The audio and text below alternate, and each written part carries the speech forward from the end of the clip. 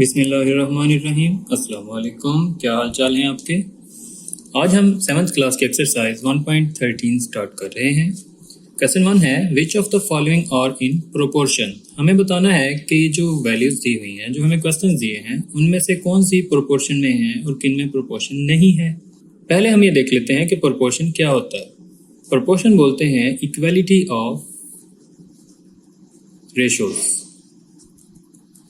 यानी जहाँ पर ज़्यादा रेशोज हों और वो एक दूसरे के इक्वल हों, उसे हम प्रोपोर्शन कहते हैं।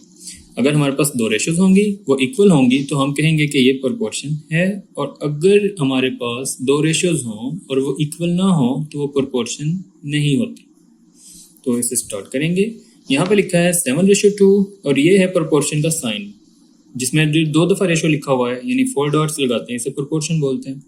तो 7:2 प्रोपोर्शन 35:10।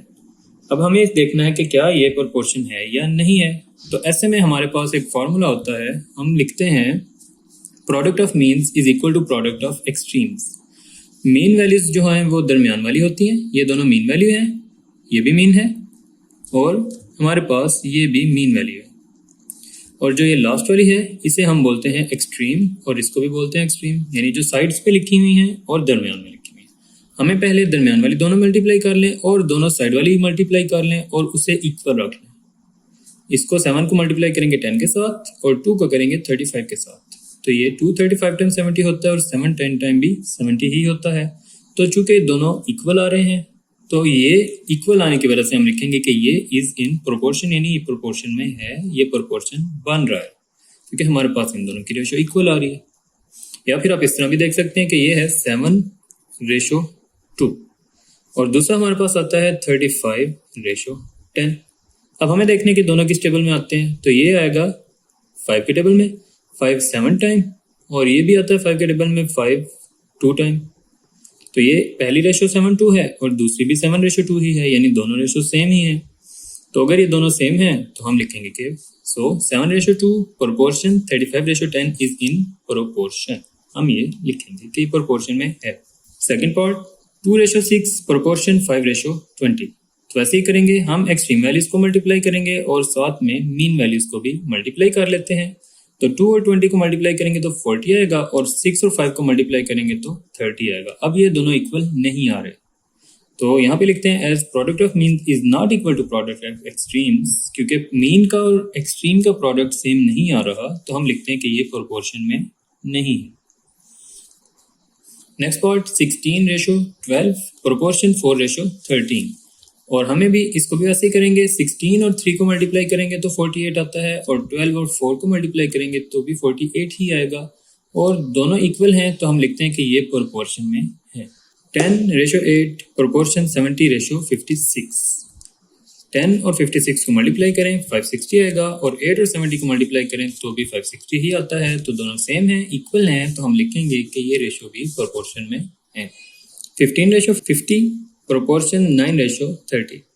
15 इधर से ये एक्सट्रीम वैल्यू और ये एक्सट्रीम वैल्यू 15 और 30 को मल्टीप्लाई करेंगे और यहाँ से 50 और 9 को मल्टीप्लाई कर लेते हैं। तो इन दोनों से भी 450 सेम ही आता है, तो सेम आने की वजह से हम लिखेंगे कि ये भी प्रोपोर्शन में होगा। नेक्स्ट पार्ट 20 और 40 को मल्टीप्लाई करते हैं तो 800 आता है और 4 और 3 को मल्टीप्लाई करते हैं तो 12 आता है और ये दोनों इक्वल नहीं है। तो जब ये इक्वल नहीं होंगे तो हमें पता चलता है कि ये प्रोपोर्शन में भी नहीं। Question number 2 find value of variable. अब यहाँ पर जो क्वेश्चन दिए हैं ये प्रोपोर्शन में होंगे और हमें इनमें जो एक वैल्यू नहीं दी हुई होती उसे फाइंड करना होता है। तो फाइंड कैसे करेंगे, फार्मूला ये यूज करते हैं product of means is equal to product of extremes. ये दोनों इक्वल होंगे और इसी वजह से जो कि इक्वल होंगे तो हम इसमें अननोन वैल्यू फाइंड कर सकते हैं।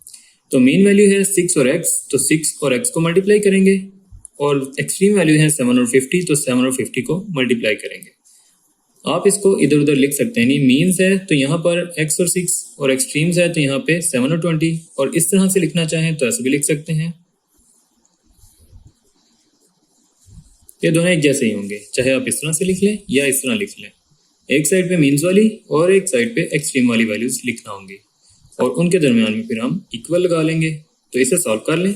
ये यहाँ पर इसके साथ मल्टीप्लाई हो रहा है, x और 6 मल्टीप्लिकेशन वाली वैल्यू जब दूसरी साइड पे जाती है तो वो इधर आके डिवाइड हो जाती है, यानी 6 मल्टीप्लाई हो रहा है, इधर आके ये डिवाइड होगा। 7 और 50 को मल्टीप्लाई करना है और 6 को यहाँ से ला के डिवाइड कर देना। उसके बाद फिर 7 और 50 को मल्टीप्लाई करेंगे तो 350 आएगा और नीचे 6 आ जाएगा और फिर इन दोनों को डिवाइड कर लें और डिवाइड करने से हमें मिलता है 58.33 और ये उसका आंसर होगा। यानी हम इसे जब डिवाइड करते हैं 350 और 6 से, 6 5 टाइम 30 होता है, इधर से 5 आएगा और ये 0 नीचे आ जाता है और फिर हम इसे 8 टाइम कर लेते हैं और ये होता है 50 48 और फिर यहाँ से 2 रिमाइंडर आएगा और यहाँ भी पॉइंट लगा के 0 लगाएंगे तो 6 3 टाइम 18, फिर यहाँ से 0 ही आता है और फिर यहाँ से 2 आता है और 0 लगाते हैं तो फिर 3 टाइम 18, फिर यहाँ से 2 आता है और 0 आता है और अब ये चलता रहेगा। तो इसलिए हम यहाँ पे 2 दफ़ा 3 लगा लेते हैं और आगे वाली वैल्यूज को छोड़ देते हैं तो x की वैल्यू हमारे पास 58.33 आती है। Next part, y/8 proportion 45/20। यहाँ पे लिखते हैं product of means is equal to product of extremes. Mean values में 8 और 45 है वो यहाँ पे लिख लिए और एक्सट्रीम वैल्यू में y और 20 है तो वो यहाँ पर लिख लिए और इन दोनों को फिर मल्टीप्लाई कर लें y 20 और फिर उसके बाद ये दोनों मल्टीप्लाई हो रहे हैं तो 20 यहाँ पर आके डिवाइड हो जाएगा और उसके बाद हमें मिलता है 8 मल्टीप्लाई बाय 45 और डिवाइडेड बाय 20। अब इनमें से जिनकी भी कटिंग होती है हम कर सकते हैं। इन दोनों की 5 से कटिंग होती है और इन दोनों की 4 से होती है, जिससे भी आप पहले करना चाहते हैं कर सकते हैं। यहाँ पे पहले 4 से किया हुआ, 4 2 टाइम 4 5 टाइम और फिर ये वाला 2 इधर से 45 और ये नीचे 5 आ गया। फिर इन दोनों की 5 से कटिंग होती है, 5 1 टाइम 5 9 टाइम 45 और फिर यहाँ से 2 और 9 बच रहा है तो 2 9 टाइम 18, तो जो y है उसकी वैल्यू हमारे पास 18 आ जाएगी। z/9 proportion 15/35। तो product of means is equal to product of extremes लिख लें और फिर उसके बाद ये दोनों मल्टीप्लाई कर लें 9 और 15 को और z और 35 को मल्टीप्लाई कर लें तो 35 फिर इधर आके डिवाइड हो जाएगा और ये दोनों फिर सेम टेबल में भी आते हैं जो कि 5 का टेबल है। 5 3 टाइम 15, 5 7 टाइम 35 और 9 को 3 से मल्टीप्लाई कर लें, 9 3 टाइम 27 और नीचे आ गया 7। फिर इन दोनों को डिवाइड करेंगे तो 3.86 हमारे पास z की वैल्यू आ जाती है। w/2 proportion 24/18। Product of means is equal to product of extremes और फिर ये 2 और 24 को मल्टीप्लाई कर लिया, w और 18 को मल्टीप्लाई कर लिया और 18 फिर इधर आके डिवाइड होगा 2 1 टाइम 2 9 टाइम और उसके बाद ये दोनों 3 के टेबल में आते हैं तो आप इसे पहले कटिंग कर सकते हैं, कटिंग करके भी आप इसको डिवाइड कर सकते हैं। 3 3 टाइम और 3 8 टाइम, तो हम 8/3 को डिवाइड करेंगे तब यही आंसर आएगा और 24/9 को करेंगे तब भी यही आएगा। तो इनमें से जिसे भी आप डिवाइड करना चाहते हैं डिवाइड करें और उसके बाद इसका आंसर आ जाएगा। Question number 3, if 7 kg potatoes cost 140 rupees, how much we pay for 12 kg potatoes? अगर 7 किलो आलू जो हैं वो 140 रुपए के होंगे तो हमें 12 किलो के लिए कितने रुपए देना होंगे ये हमने फाइंड करना है। अब इसके अंदर हमें जो मेथड यूज करना है वो है प्रोपोर्शन का और प्रोपोर्शन 2 तरह से होते हैं, एक होता है डायरेक्ट प्रोपोर्शन और एक होता है इनवर्स प्रोपोर्शन। डायरेक्ट प्रोपोर्शन तब होता है जब हमारे पास दी हुई वैल्यूज जो हैं वो या तो दोनों बढ़ रही होती हैं या फिर दोनों कम होती हैं। अगर हम बोलते हैं कि एक वैल्यू की वजह से दूसरी वैल्यू बढ़े, यानी जब हम इस वैल्यू को बढ़ाएंगे तो हमारे पास दूसरी वैल्यू भी बढ़ेगी और अगर हम एक को कम करते हैं तो उसकी वजह से दूसरी भी कम होगी, तो उसे हम बोलते हैं डायरेक्ट प्रोपोर्शन। और अगर हम एक वैल्यू को बढ़ाते हैं और उससे दूसरी वैल्यू जो है वो कम होती है या एक वैल्यू को कम करते हैं और उसकी वजह से दूसरी वैल्यू जो है वो बढ़ती है तो उसे हम बोलते हैं इनवर्स प्रोपोर्शन। इसकी एग्जांपल हम ऐसे ले सकते हैं कि कुछ वर्कर्स हैं जो रोड बना रहे हैं और हम देखते हैं कि वो एक दिन में 1 किलोमीटर रोड बनाते हैं, यानी अगर उनके पास 1 डे हो तो वो 1 किलोमीटर रोड बनाएंगे और अगर हम उनको 3 दिन देते हैं तो 3 दिन में 3 किलोमीटर रोड बना सकते हैं। तो जब हम इस वैल्यू को बढ़ाते हैं तो ये वाली वैल्यू भी बढ़ती है और अगर हम इनका दिन जो है वो कम कर दें, हम उन्हें हाफ डे दे दें तो हाफ डे में वो 1/2 किलोमीटर रोड बनाएंगे, यानी अगर ये वाली वैल्यू कम करते हैं तो इसको भी कम हो जाए। तो जब एक वैल्यू बढ़ाएं और दूसरी बढ़े या एक को कम करें और दूसरी भी कम होती है तो वो होता है डायरेक्ट प्रोपोर्शन। और अगर हम एक वैल्यू बढ़ाते हैं और दूसरी कम हो तो उसे इनवर्स बोलेंगे। अब इसके लिए हम क्या देखते हैं कि अगर मिसाल के तौर पे हम बोलते हैं कि एक बंदा जो है वो अगर काम करता है 1% तो उसे काम खत्म करने में लगते हैं 10 दिन और अगर हम उसी की जगह पे 2 पर्सन्स को काम पे लगा दें तो वो दोनों मिल के उसी काम को 5 दिन में भी खत्म कर सकते हैं। यानी हमने बंदे जो हैं, पर्सन जो हैं वो बढ़ाए हैं और काम करने का वक्त जो है वो कम हो गया। 2 बंदे होंगे, जल्दी काम कर लेंगे। और अगर हम इसको और बढ़ाते हैं, नहीं हम इसको 5 पर्सन्स कर देते हैं तो वो इसको 2 दिन में भी खत्म कर सकते हैं। यानी जितना हम इसे बढ़ाते हैं उतना ही ये कम होता है। तो इस तरह की जो एग्जांपल्स हैं, जिसमें इस तरह की जो प्रॉब्लम्स हैं जिनमें एक वैल्यू को बढ़ाते हैं और एक कम होती है, वो इन्वर्स हो जाएंगी। और जिनमें एक को बढ़ाएं और दूसरी भी बढ़े तो वो डायरेक्ट प्रोपोर्शन होती है। इन क्वेश्चंस को सॉल्व करते हुए हमें यही देखना होता है कि क्वेश्चन में डायरेक्ट प्रोपोर्शन है या इन्वर्स। हम इसे रीड करते हैं। अब लिखा है कि अगर 7 kg पोटैटोज हों तो उनकी प्राइस 140 रुपीज़ होती है, और अगर हमारे पास 12 kg होंगे तो फिर प्राइस हमने बतानी है। अब हम इस चीज़ को खुद समझेंगे कि अगर 7 kg होगी प्राइस 7 kg पोटैटोज होंगे तो 140 है। अगर तो पोटैटोज अगर ज़्यादा होते हैं तो प्राइस भी ज़्यादा ही होती है। तो जब दोनों चीज़ें बढ़ती हैं तो ये डायरेक्ट प्रोपोर्शन बन जाती है। और डायरेक्ट प्रोपोर्शन में दोनों को हम इस तरह से शो करते हैं, या तो हम दोनों को ऊपर की तरफ या फिर दोनों को हम इस तरह से लगा लेते हैं डायरेक्ट प्रोपोर्शन में। तो इन वैल्यूज़ को यहाँ पे लिखेंगे। इन क्वेश्चंस में आपको कुछ चीज़ों को फॉलो करना होगा, उससे ये सारे क्वेश्चन बहुत जल्दी और आसानी से हल हो जाते हैं। सबसे पहले तो उस वैल्यू को पहले लिख लें जो हमने फाइंड करना है। यानी यहाँ पर लिखा है कि हमने बताना है कि कितने रुपीज़ हमने पे करने होंगे 12 kg के लिए, तो प्राइस पहले लिख लें और वेट बाद में लिखें। तो फिर यहाँ से हम इसे लिखना शुरू करेंगे। पहले 140 दिया है, यहाँ पे 140 आएगा और इसके साथ 7 kg हैं तो वो 7 यहाँ पर। और फिर दूसरे नंबर पे हमें प्राइस फाइंड करना है, वो नीचे आएगा। और जब प्राइस फाइंड करनी है तब वेट जो है वो 12 है तो इसके सामने 12 लिख लेंगे। और फिर उसके बाद ये वाला एरो ऐसे ऊपर की तरफ लगाएंगे, और चूंकि ये डायरेक्ट है तो दूसरा एरो भी ऊपर की तरफ ही आएगा। और फिर हम इसको इस तरह से लिख लेते हैं। यानी हम पहले टेल वाली वैल्यू लिखते हैं और नीचे फिर हम हेड वाली वैल्यूज लिख लेते हैं। टेल ये है तो टेल वाली वैल्यू x ऊपर और हेड वाली 140 नीचे आ जाती है। इक्वल लगाएंगे, इसकी टेल वाली वैल्यू 12 और हेड वाली 7 नीचे आ जाती है। और फिर उसके बाद इसको हम अब सारे को सॉल्व करेंगे। सॉल्व करते हुए हम इसको 140 जो कि यहाँ पर डिवाइड हो रहा है वो दूसरी तरफ जाके मल्टीप्लाई हो जाता है, और फिर इनकी कटिंग हो सकती है। 7 1 टाइम, 7 2 टाइम 14 होता है और ये 0 साथ में आ जाएगा। तो इधर 12 और 20 हमें बच जाता है। फिर हम इन दोनों को मल्टीप्लाई कर लेते हैं। 12 और 20 को करते हैं तो 240 रुपीज़ इसका आंसर हो गया। जब हम 12 kg पोटैटोज खरीदना चाहेंगे तो हमें 240 रुपये उसके लिए देना होगा। Question number 4, for 10 horses 12 kg and 400 gram of food is required daily. 10 घोड़ों के लिए 12 किलो और 400 ग्राम फूड जो है वो एक दिन के लिए उसकी ज़रूरत होती है। इन द सेम प्रोपोर्शन, अगर इसी हिसाब से हमें देखना हो तो how much will be needed for 16 horses, तो 16 घोड़े अगर हों तो उनके लिए हमें कितना खाना चाहिए होगा।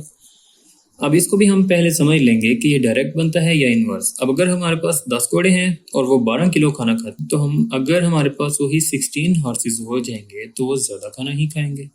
तो जब ये हॉर्सेस बढ़ रहे हैं और फूड भी बढ़ रही है तो ये डायरेक्ट होगा, यानी दोनों एरो ऊपर की तरफ लगा लेंगे और लिखेंगे फिर वैसे ही कि हमने यहाँ पर फूड फाइंड करनी है, how much will be need, यानी हमने बताना है कि कितनी फूड हमें ज़रूरत होगी। तो फूड पहले लिखेंगे, हॉर्सेस को बाद में। यहाँ पर हमारे पास है पहले 12.4 kg, वो यहाँ पर लिख लें और उसी वक्त हॉर्सेस जो हैं वो 10 हैं तो इसके सामने 10 आएगा। फिर हमें 16 हॉर्सेस का बोला है तो इधर 16 आएगा और उस टाइम पे हमने फूड फाइंड करनी है तो हम उसकी जगह पे x या वेरिएबल, कोई भी वेरिएबल यूज़ कर सकते हैं अब यहाँ पर। और फिर हमें वैसे ही इस हिसाब से इसे लिख लेना है।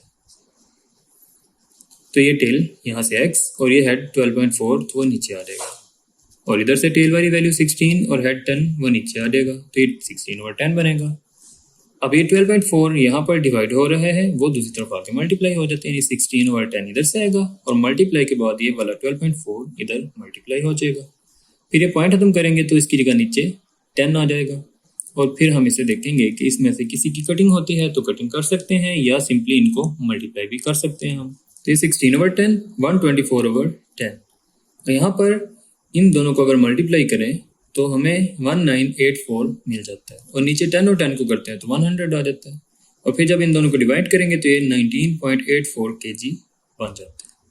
तो जो फूड हमें चाहिए वो है 19 kg एंड 840 ग्राम्स हमें चाहिए होगी अगर हमारे पास 16 हॉर्सेस होंगे। Question number 5.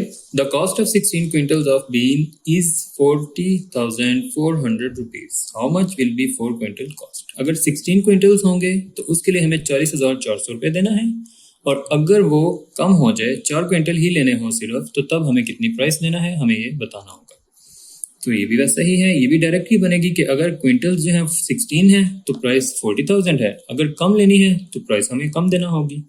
तो जब एक चीज कम हो और दूसरी भी कम ही हो रही हो तो ये डायरेक्ट प्रोपोर्शन बन रहा होता है।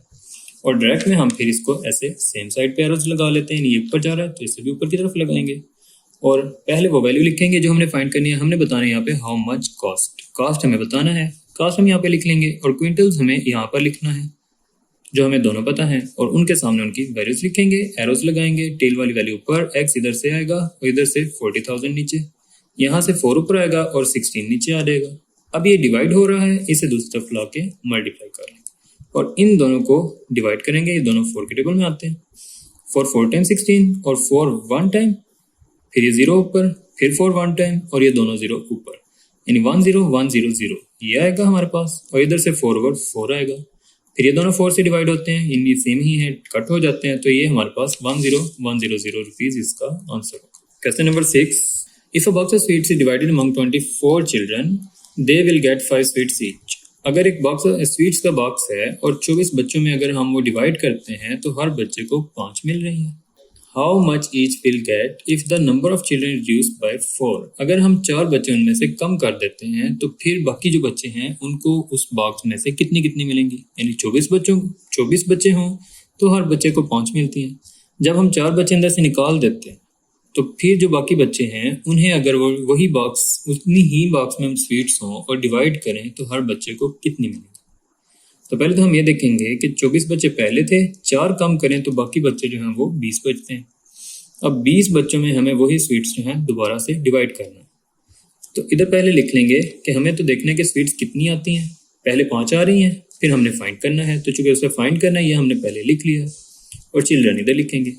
अब 24 बच्चे होंगे तो 5 मिलेंगी हर बच्चे को, और जब 20 बच्चे रह जाएंगे तो कितनी मिलेंगी ये हमने फाइंड करना। तो अब हम ये देखेंगे कि ये कौन सी प्रोपोर्शन बनती है। अब अगर हमारे पास 24 बच्चे होंगे तो उन्हें 5-5 मिलेंगी, जब बच्चे कम हो जाएंगे तो उन्हें ज़्यादा स्वीट्स मिल सकती हैं, क्योंकि बच्चे कम हो गए हैं, स्वीट्स तो उतनी ही हैं। तो जब वो सेम नंबर ऑफ स्वीट्स होंगी और बच्चे कम होंगे तो हर बच्चे को वो ज़्यादा मिलेंगी, यानी बच्चे हो रहे हैं कम और उनको जो स्वीट्स मिल रही हैं वो हो जाएंगी ज़्यादा। तो इस वजह से ये इन्वर्स प्रोपोर्शन बनता है, और इन्वर्स होगा तो ये ऊपर और ये नीचे आ जाएगा, उल्ट हो जाएंगे।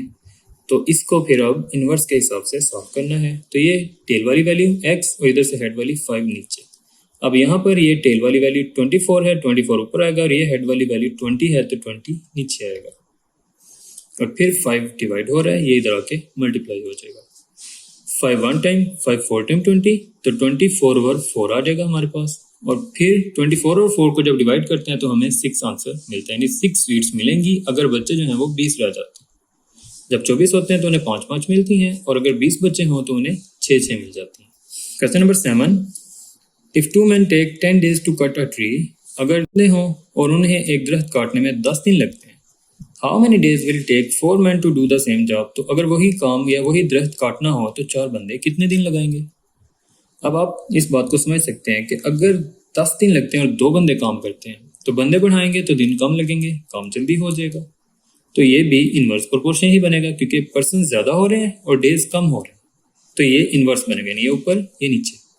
और दूसरी बात ये कि हमें डेज फाइंड करना है, तो डेज हम पहले लिख लेंगे और पर्सन या मैन को बाद में लिखेंगे। तो 10 डेज में 2 पर्सन, हमें बताना है कि 4 मैन हो तो कितने दिन लगते हैं, तो उसके लिए हम एक्स यूज़ करेंगे। फिर यहाँ से x की ऊपर वैल्यू आएगी, 10 नीचे, और इधर से 2 ऊपर आएगा और 4 नीचे आएगा, और फिर 10 यहाँ पे डिवाइड हो रहा है, इधर आके उसे मल्टीप्लाई कर लें, और फिर उसके बाद 2 10 टाइम 20 ओवर 4, और जब इन्हें डिवाइड करते हैं तो 5 डेज। तो अगर वही काम 4 बंदों ने करना हो तो उन्हें 5 दिन लगेंगे। If 1 person takes 10 days to pick the apples from a garden, अगर एक आदमी को बाग में से सेब उठाने में 10 दिन लगते हैं, then how many days will take 5 people to pick the apples from the garden. और अगर उसी जगह से 5 बंदे जो हैं वो सेब उठाते हैं तो उन्हें कितना वक्त लगेगा। ये भी इन्वर्स ही बनेगा, क्योंकि काम है और बंदे हैं। जब बंदे बढ़ाते हैं तो काम जल्दी हो जाता है, और अगर बंदे कम हो तो काम देर से होता है, यानी एक चीज़ बढ़ाते हैं तो दूसरी कम होती है, तो ये इन्वर्स बनेगा, एक इधर एक इधर। अब हमने बताना है डेज का कि कितने दिन लगते हैं, तो डेज पहले लिख लें।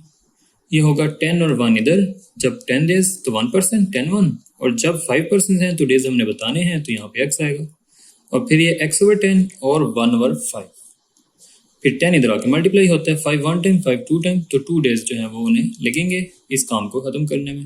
Question number 9, if 1 person takes 7 days to clean a house from the bugs, how many days will 7 people take to clean the house from bugs? ये भी पिछले क्वेश्चन की तरह ही है बिल्कुल। हम पहले डेज लिखेंगे और यहाँ पर पर्सन। जब 7 डेज हैं तो 1%, 7 डेज 1%, और हमने बताना है कि अगर 7% हो तो उन्हें कितने दिन लगते हैं, तो उधर x आएगा। फिर उसके बाद हम इसे x/7 और 1/7 लिखेंगे, और 7 इधर आके मल्टीप्लाई कर देंगे। 7 7 से खत्म होगा तो 1 डे, एक दिन में ये काम खत्म हो जाएगा। एक्सरसाइज कंप्लीट हो गई है, अपना ख्याल रखिएगा। अल्लाह हाफिज़।